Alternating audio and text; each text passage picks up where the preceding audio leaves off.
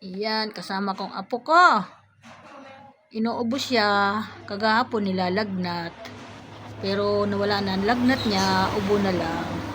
Lumapit sa akin kasi bumaba siya. Ayan, bumaba. Ganito yan, pag nakikita ko, tumatakbo yan palapit sa akin para buhatin ko na siya. Ayan, tingnan mo medyo matamlay ang kanyang mga mata dahil medyo may nararamdaman siguro siya.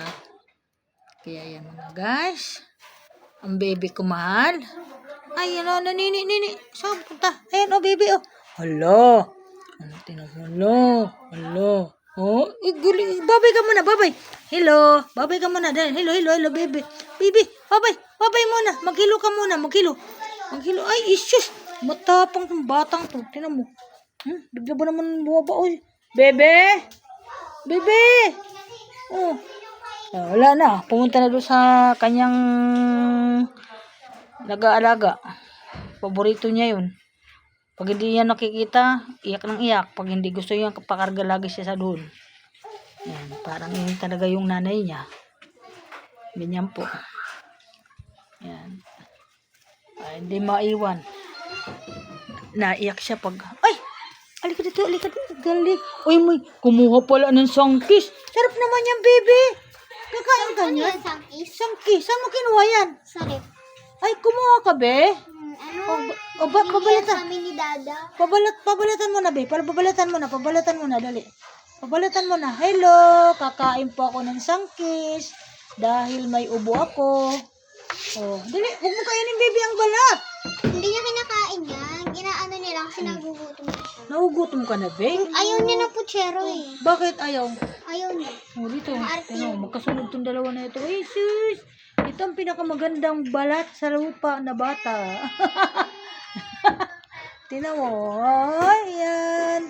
Alam mo kung ilang Maria to? 4 silang Maria na magkakapatid. Puro babae na mga cute mga guys.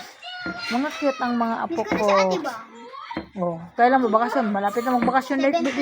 Ha? 17. Uy, ano? Uy! Balat! Kinain ng balat? Kinain niya. May grapes? Ay, wala. Wala yung kulay green. Binilihan pala, sus! Wala yung kulay green na green. Binilihan pala ng daddy niya ng mga prutas. Kasi mahilig yan sa ubas, sa sangkis. Hello! Hello ka muna. Maghilo ka sa mga follower, dali. Hello. Hello ka kay tita na lang. Sa mga tita mo, be. Bibe, sa mga tita. Ila. Ba't nilagay mo sa tabo? Hindi ang tabo. Ano yan?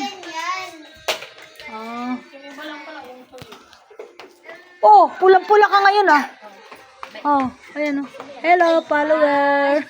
Ang pinakamagandang ano ko dito. Di ba? Nakakita kayo na maganda. Ayun, ang kaibigan ni Daisy. Ayan, tagahilot ko yon, masahista ko yon, magaling magmasahe. Ayan, pag kailangan ko siya, tinatawag ko. Kahit anong oras, nandyan siya. Kahit may ginagawa, pupunta sa akin yan. Kasi magpapahilot ako. Okay, bye-bye. Thank you so much, mga idol. Ingat po ang lahat. Umaambon-ambon na naman dito sa lugar namin. Ingat po ang lahat. Magdala ng payong, mga bossing. Bye-bye.